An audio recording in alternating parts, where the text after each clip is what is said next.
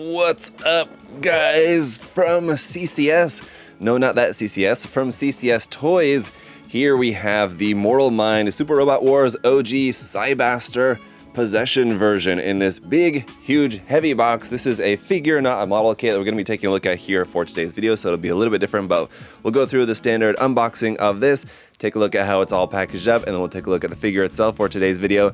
Let's get into it. Alright, so just taking a look at the exterior box here real quick before we pop it open. On the front side, cool line art there of the design, and then on the ends of the box, on the sides, there's not really too much to see, but here on the back side, there is another cool design there on the back, which I think is what we're going to have on the included base as well. We'll see here in just a second.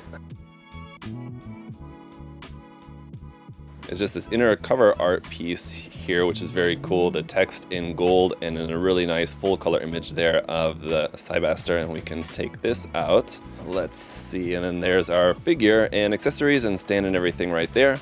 Pretty cool here on this part too. On the back side, there's this sort of black and white, looks like a sort of pencil sketch style image there, illustration of the Cybaster. You could like stand this up as like a background behind your figure, would look pretty cool. And it also looks like here on the sides we have some other images of the figure here with some of the different accessories and just from some different angles and stuff. Looks like we do also have some instructions in here.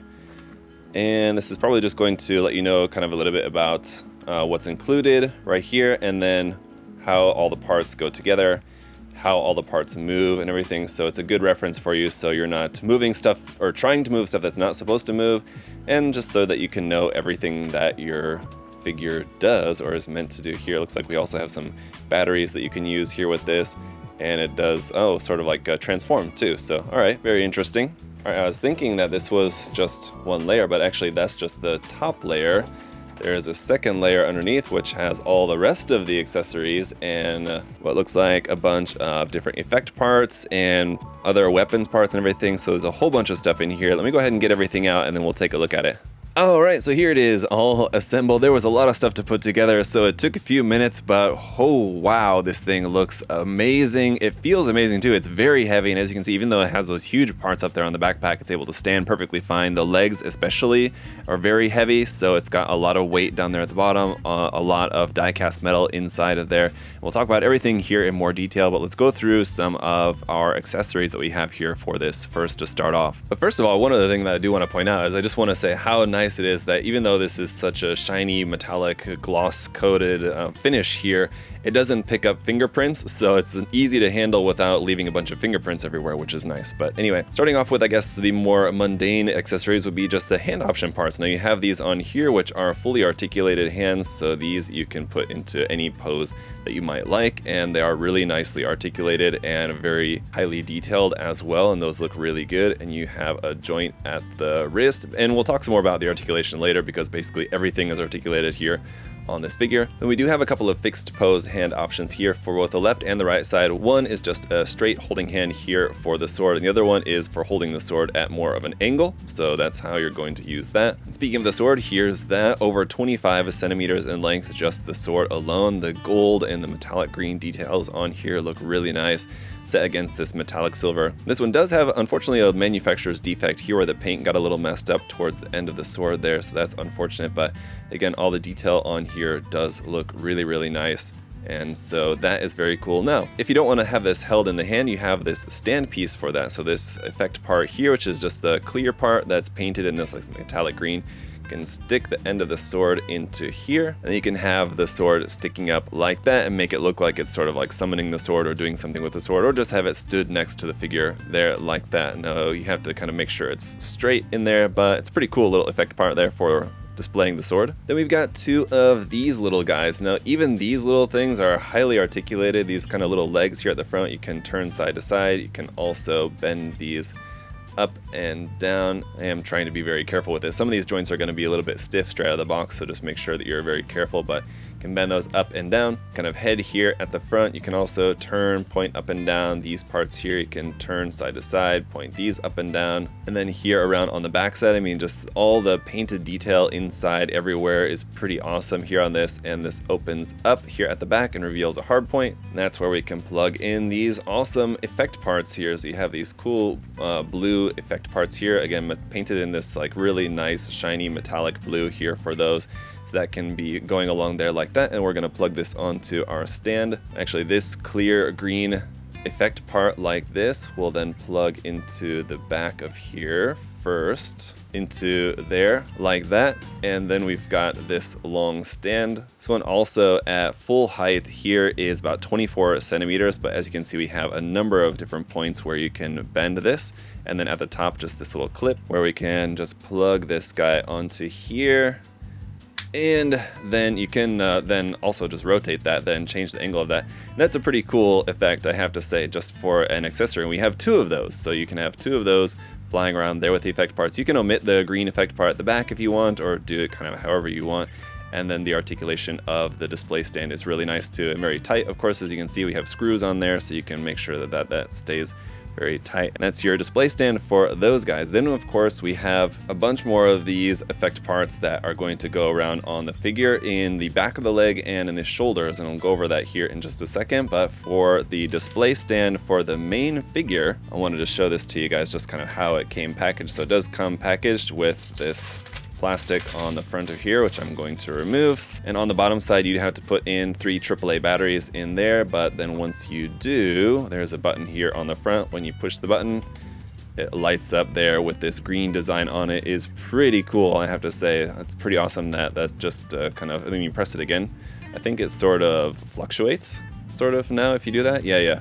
Then it'll kind of fluctuate on and off, which is pretty awesome. And then if you press it a third time, it'll just be off. So on, and then kind of glowing and off. Very cool. And then for connecting the figure here, we have two, well, it seems to be, I think, probably steel rods here. The shorter one is 13.5 centimeters. The longer one is 20.5 centimeters. So it's just up to you whether you want to have the figure kind of up higher or lower. For a big, heavy figure like this, I would tend to want to keep it lower to the ground. So I'm probably going to use this lower one.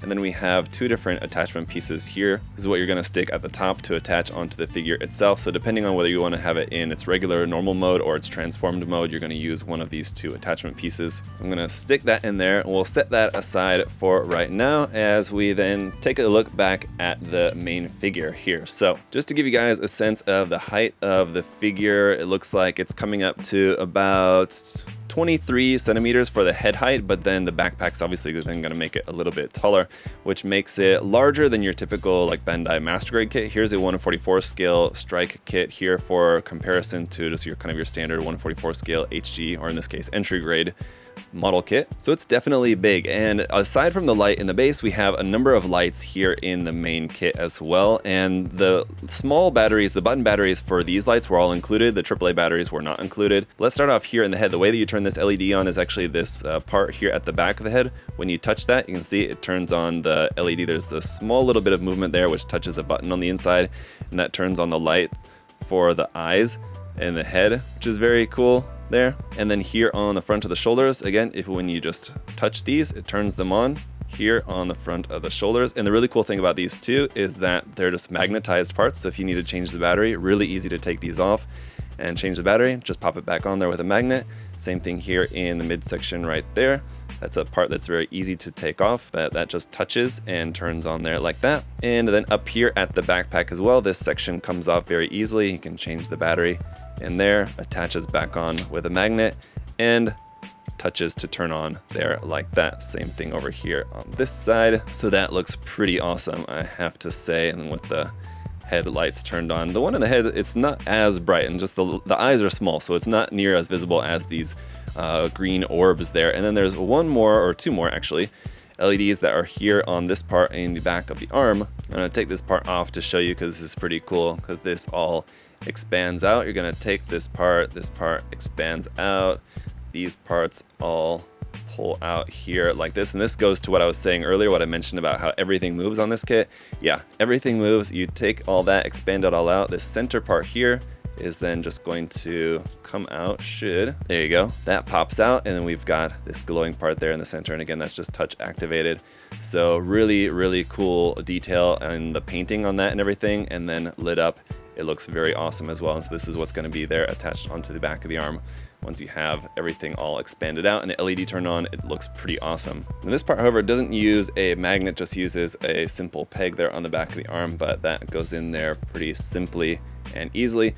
Now, to talk a little bit more about the articulation, like I said, so much of this kit is articulated and moved, so it's going to be kind of hard to go over everything, but obviously we have a couple of points here of articulation in the neck for some nice movement, but just the way that this kind of torso part is designed and the head, it's not going to have a full range of movement, like can't turn all the way to the side here. I think basically if you raise the head up and then turn it, that's as much as it's going to go off to the side. But these parts here on the front of the chest can move up and down, and there's also two on the back side of the torso as well, and those will also move up and down. Here at the midsection, the ab crunch is really nice, and you'll notice this part here at the below the torso will move along with the ab crunch. So when you move that forward, that part will kind of collapse and move out of the way there for you. This skirt part down here also can move, and you can bring that up and down and just kind of keep it flush there like that. The shoulders will swing forward and back up, and there's a whole kind of transforming gimmick in the shoulder, which I'll show you in just a second, but the arms can move up, and we have double joint there in the elbow to give you a full bend there, and these parts kind of close in on each other when you bend the elbow. You can see that purple part kind of tucks into the silver part there, so you can get a nice full bend. And here at the wrist as well, that kind of metallic purple part inside there will move to allow you a nice range of wrist movement. And the LEDs have turned off now, so it seems like the LEDs, that one just went off, and then this one will probably go off here in just a second. It looks like the LEDs are on a timer as well, so once you turn them on, yep, there it goes, they don't stay on, so that's pretty cool. If you did want them to stay on, I'm not sure what you could really do about that, unfortunately, but it's kind of cool that you could turn them on. So like if you're showing this to someone or something, or if you just want to kind of take some photos of it on, you're not gonna forget that they're on and just leave them on and just drain the battery forever. It seems like they're probably staying on for about 5 to 10 minutes, maybe something like that. Going around here onto the back side just to show you some more of the details up inside the wing parts here. It's pretty incredible. Even down here, we have this part for the backside that's going to be like the head of the transformed mode. Up underneath the feet there, obviously our toes are articulated here as well. You have a number of moving parts there in the toes. And then for the leg, if we bring this forward, I want to see how this knee bend is going to look. It's pretty tight. There we go.